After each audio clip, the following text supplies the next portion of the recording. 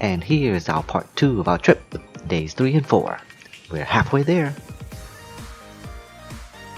From our second night base camp, it took us around 3 hours to get to this beach. Hey, Doggy needs to go play in the beach too. Or maybe he just had to go pee. There are people who live here, and they seem quite happy to see visitors too. Aww, our furry little friend here seems to realize that his friend went to the beach without him. I guess he wants to go to the beach too. I guess too afraid to go into the water, so rescue is on the way.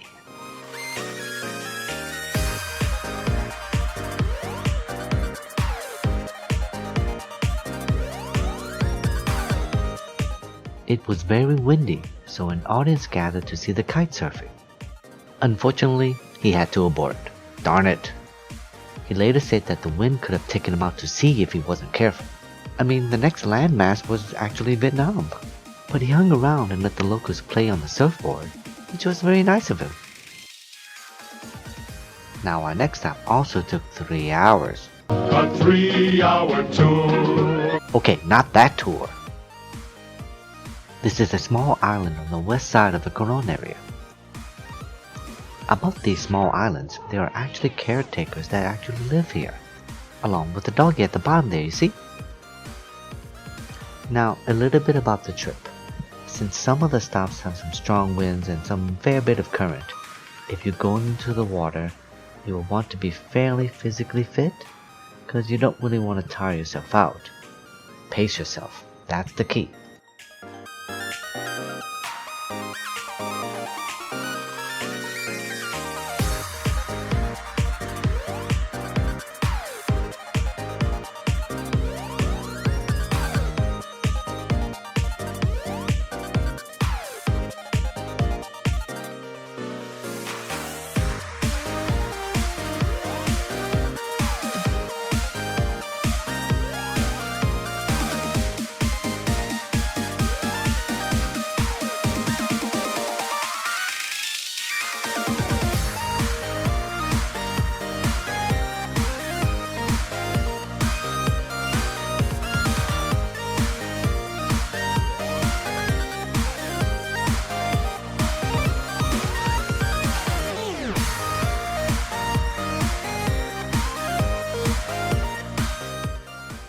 Ken, our guide, says that this island actually shifts from being straight to being curved at times. Well, it's actually only the end part of this island that is curved. Is it just me, or does this island need a VIAGRA? Sorry, I had to get that in. I mean, no pun intended here.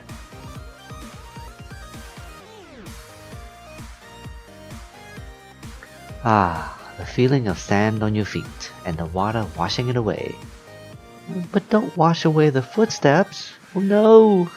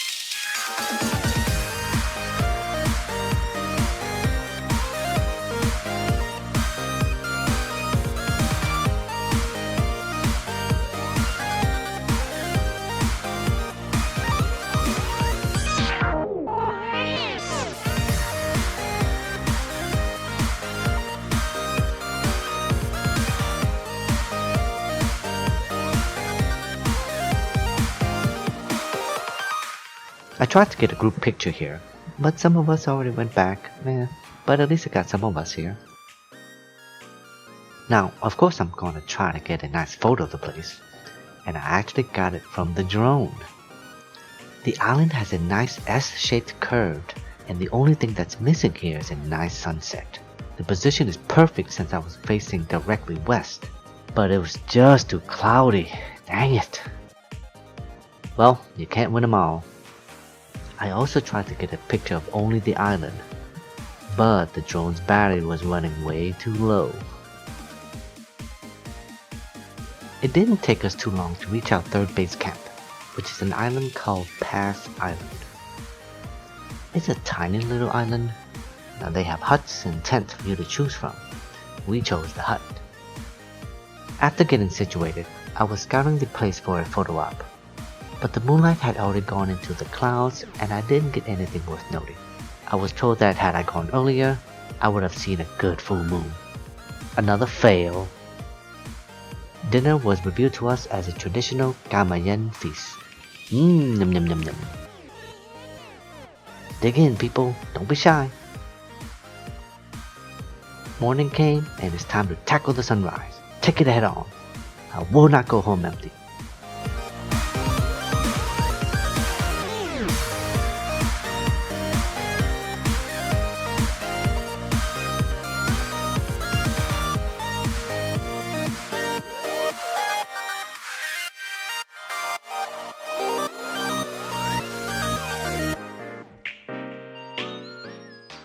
Placing the tent right on the shore here is a pretty good idea. You got front row seats for the sunrise.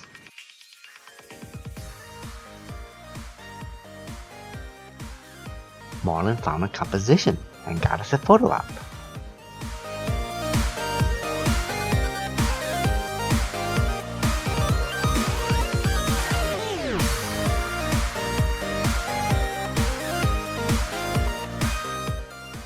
Shooting directly into the sun is a bit of a challenge, but we got one. Pretty nice.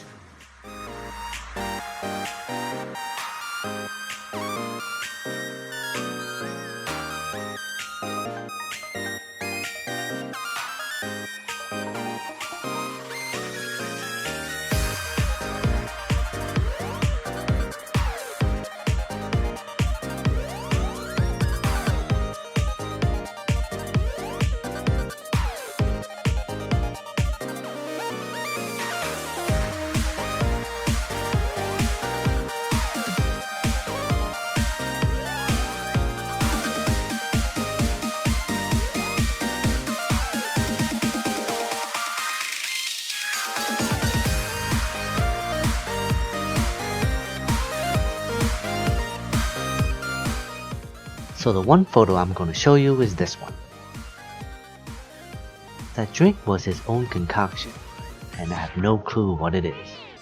But I thought it was pretty cool to put it in there.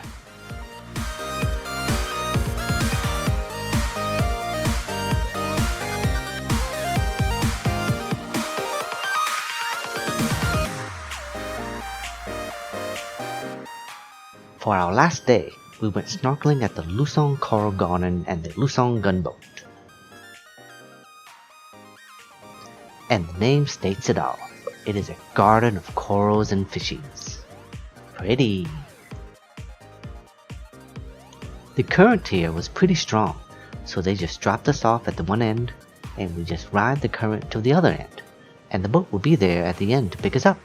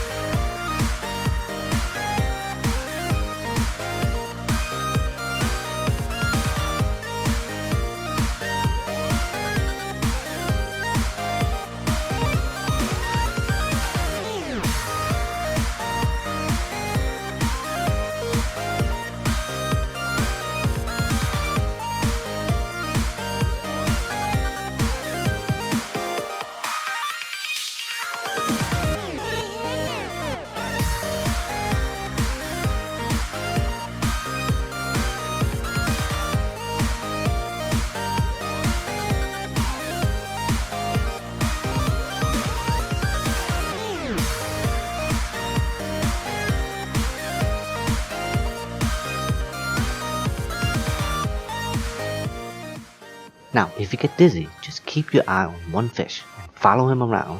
It'll help. Like this one here.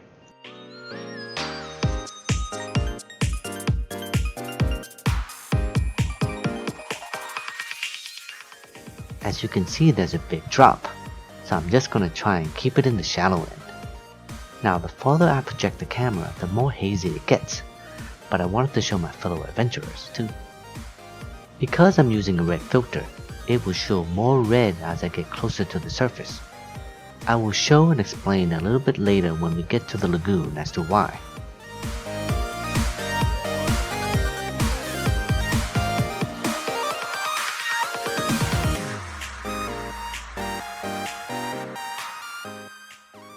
That's right, fishy, I'm stalking you.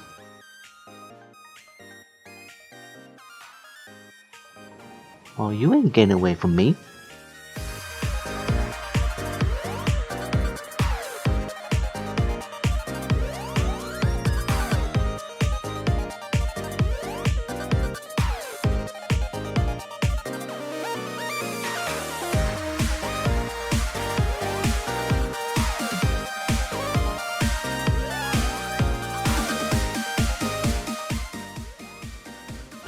Our phone! Thank goodness! We found it! Now this is why you put your valuables in a container that floats. Not just waterproof, but floats. It was short-lived, however, since later on, water got into the phone, and the battery did not like it. It was so hot that it must have fried everything, and nothing was recoverable. Into the graveyard. Onward to the Luzon sunken boat. The one big mistake I made while filming with the GoPro the entire trip is that I had set my white balance as auto, which I shouldn't have. I didn't realize it until after the trip, but I'll live with it.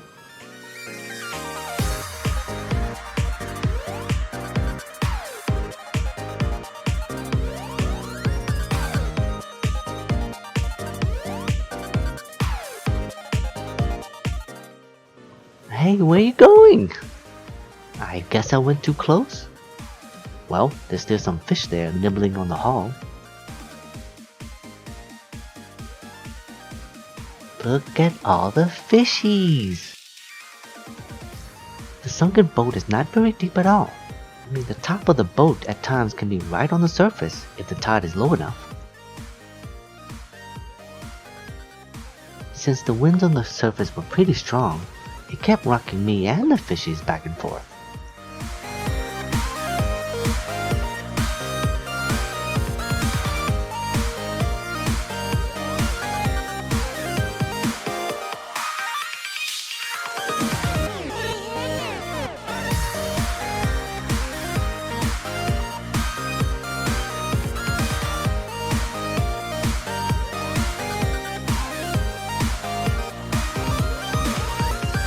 Ooh, was that Dory?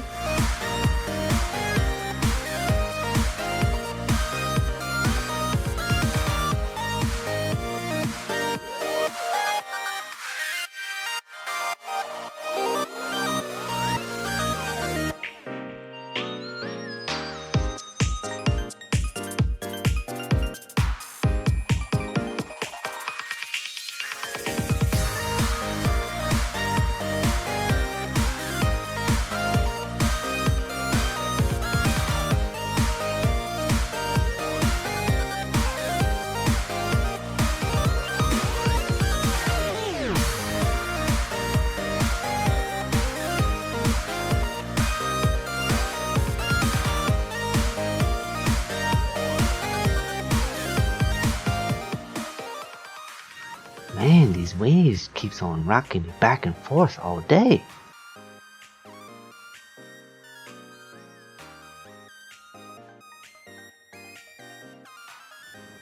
Now it's time to demonstrate my expertise in diving. Mastered in the diving school of Wolfsbane. Conquered the seas of Azeroth. Yeah. It was actually Ken, our guide. He took my GoPro down there, not me.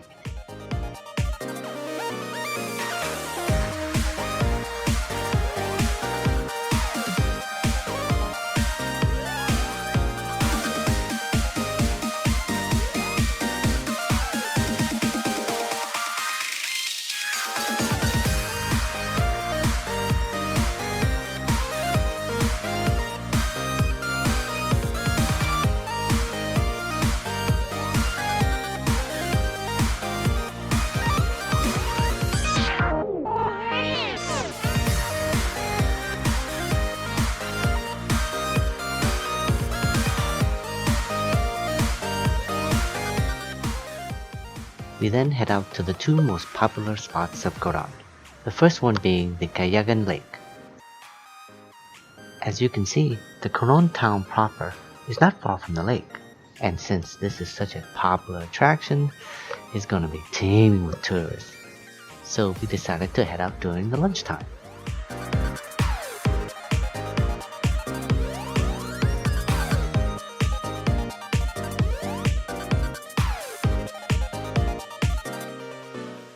From the entrance, we had to hike up around 160 steps to get to the lake. Now, midway at the top, you can actually stop and take a picture of the overlook, but you better be prepared to wait in line.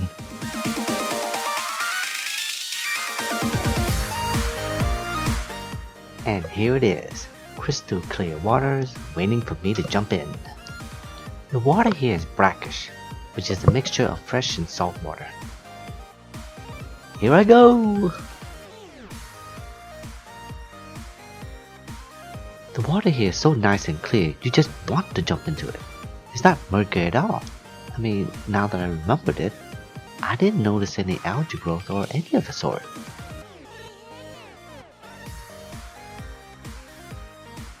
Certain parts of the lake, the water temperature actually changes. Even within around several feet away, you can really feel it.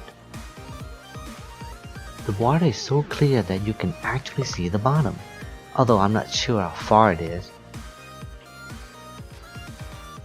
You can see the sharp formation of limestone above and below the water. Bubbles. Oh.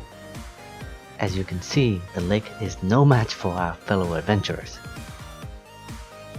I'll take the time now to show you why I use the red filter. As light goes down the water, the red color is slowly being removed. So that's why you use the red filter on the GoPro, to bring back the red. No filter?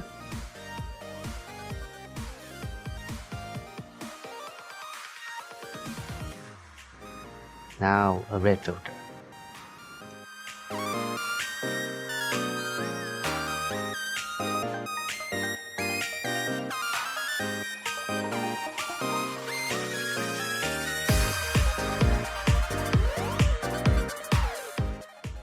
Our last stop for the trip is Twin Lagoon, which is not that far away. This trip from our Nido to Coron is like a get away from the crowd trip. Avoid the Disney-like entourage. Well, except for the last two stops here.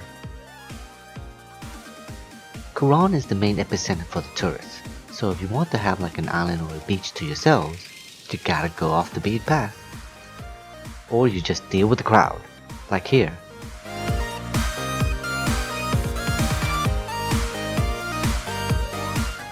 If the tide is low, you can actually go underneath this tunnel, or you can go up top when the tide is high.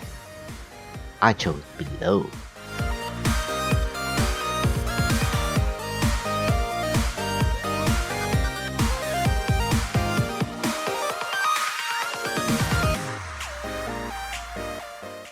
I see the appeal as to why these guys go up top.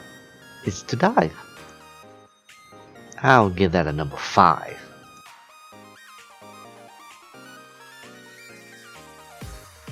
Oh, that's gotta hurt. I'll give that a number 2.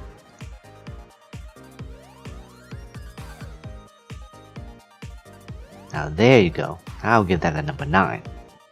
Show 'em how it's done, Karen. The lagoon here also offers the same brackish water of fresh and salt water, with varying temperatures again.